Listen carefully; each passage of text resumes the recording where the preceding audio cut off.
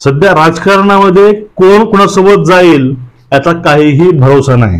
या ठिकाणी नैतिकता असतील, नैतिक मूल्य असतील, पक्षाची थीम असेल, विचारधारा असेल, याच्याशी कुणाचं काही देणं घेणं नाही।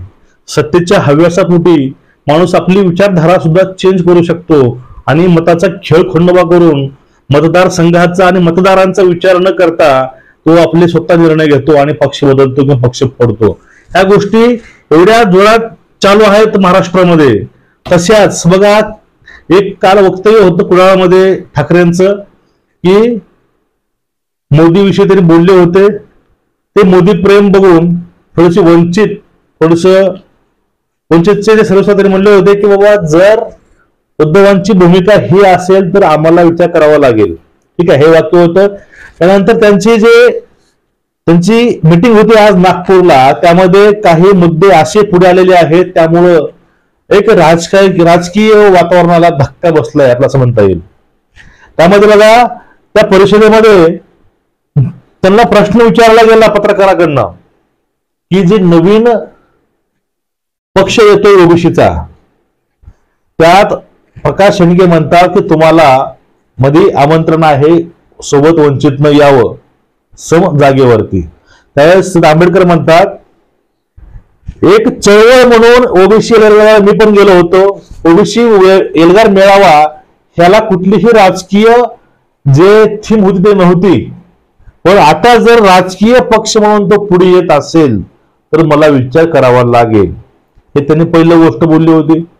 त्यावर ते परत हे गोष्ट बोलली, ओबीसीचे नेते कोण आहेत सध्या मानलेले? छगन भुजबळ आहेत।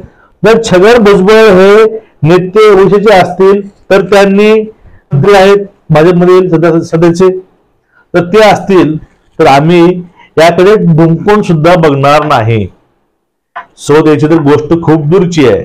आणि ओबीसी बघा, ओबीसी जे समाज आहे, जो नवीन ओबीसी पक्ष आहे, तो ओबीसी पक्ष छगन भुजबळ शिवाय उभारणारच नाही। आणि यातील प्रमुख नेता हा छगन भुजबळ असल्यामुळं या ठिकाणी बाळासाहेब येणार नाहीत, हे तेवढंच खरं आहे। आणि याची वाच्यता खुद बाळासाहेबांनी सांगितले, छगन असेल तर मी येणार नाही, त्यांनी स्पष्ट सांगितले। तर छगन नसतील तर मी विचार करू, पण त्यावरती त्यांनी आपली कुठलीही भूमिका स्पष्ट सांगितली नाही बाळासाहेबांनी। आता कारणे काय आहे छगन भुजबळांचं बाळासाहेबांचं नेमकं वाकडं कुठं आहे? कारण काय नेमकं? दोघांची विचारसरणी पूर्ण वेगळी आहे। छगन भुजबळची तुलना बाळासाहेबांसोबत कधीच होऊ शकत नाही, कुठल्याही गोष्टीमध्ये होऊ शकत नाही तुलना छगन भुजबळांची आणि बाळासाहेबांची। त्यामुळे दोघांची तुलना न करता आपण हा विषय इथे संपवू, कारण जोपर्यंत ओबीसी पक्षामध्ये ज्यावेळेस पक्ष तो समोर येईल, तो राजकारणात उतरेल, त्यावेळेस जर सोबत भाजपसोबत ते ओबीसी मध्ये छगन असतील तर बाळासाहेब आंबेडकर जाणार नाहीत, हे कळ्यावरची पांढरी रेघ आपल्याला या ठिकाणी म्हणता येईल। आता बघा, पुढला मुद्दा आपला असा होता, तो मुद्दा म्हणजे त्या ठिकाणी अजून एक प्रश्न विचारला पत्रकारांनी। ह्या प्रश्नामुळे थोडस मी गोंधळलो प्रथमतः। परत मित्रांनो बघा, आता प्रश्न कुठला होता, जर तुम्हाला मुख्यमंत्र्याची कोणी ऑफर दिली, कसं तुम्ही आमच्या सोबत या, तुम्हाला आम्ही मुख्यमंत्री करतो, त्यावेळेस तुमची प्रतिक्रिया काय असेल, हा प्रश्न त्यांना विचारला होता पत्रकारांना आज।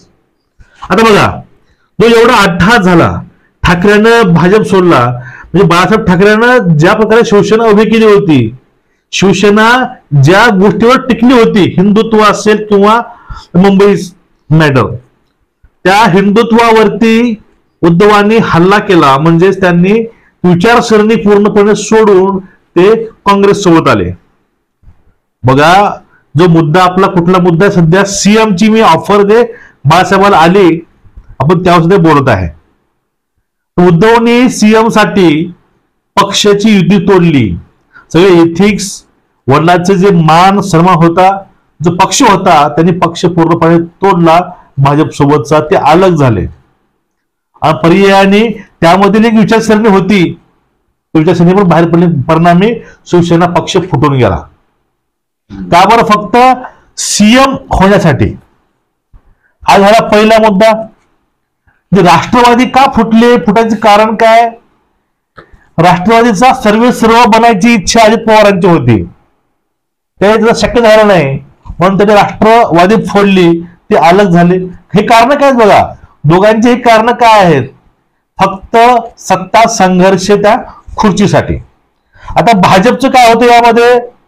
भाजपला माहिती होतं की कुठल्याही परिस्थितीमध्ये आपला सीएम पाहिजे, त्यावरती आपला अंकुश राहील.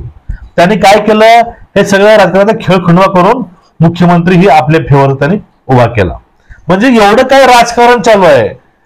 ह्या राजकारणामध्ये सगळ्यात कॉमन गोष्ट होती सीएमची, खुर्चीची, सत्तेची. ह्यासाठी एवढं राजकारण महाराष्ट्रामध्ये घडलंय, फक्त खुर्चीसाठी. खुर्चीसाठी भाऊ भावाला सोडतोय, चुलताला पुतण्या सोडतोय, सर्व नीतिमूल्य पायी तोडवतात सत्तेसाठी.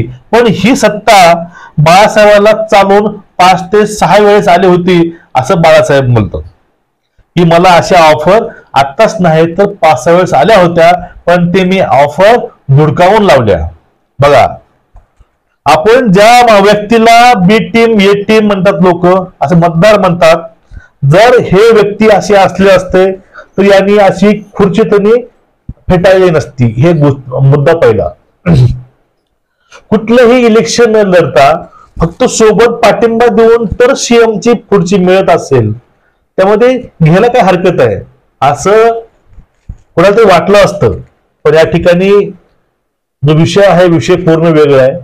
बाळासाहेबांनी हे धडकावून लावलं. त्यांनी सांगितलं पत्रकारांना पण, मला ही ऑफर आजच नाही, माझ्यापुढे ही पूर्वी पण मला या ऑफर आल्या होत्या, मला त्या ऑफर नको आहेत असं त्यांनी स्पष्ट सांगितलेलं. एकूणच बघा, आता जो मुद्दा होता, कुठला मुद्दा माहितीये का? शिवसेना भाजपमध्ये परत जाऊ शकते, ओबीसी परत नवीन पक्ष होऊ शकतो. शेडगेने बोललं होतं, बाळासाहेब तुम्ही आमच्या सोबत या. मग अशा वेळेस बाळासाहेब ओबीसी मध्ये जातील असे सर्वांचे प्रश्न होते. बाळासाहेब जे मेळाव्याला गेले होते म्हणजे बाळासाहेब सोबत जातील.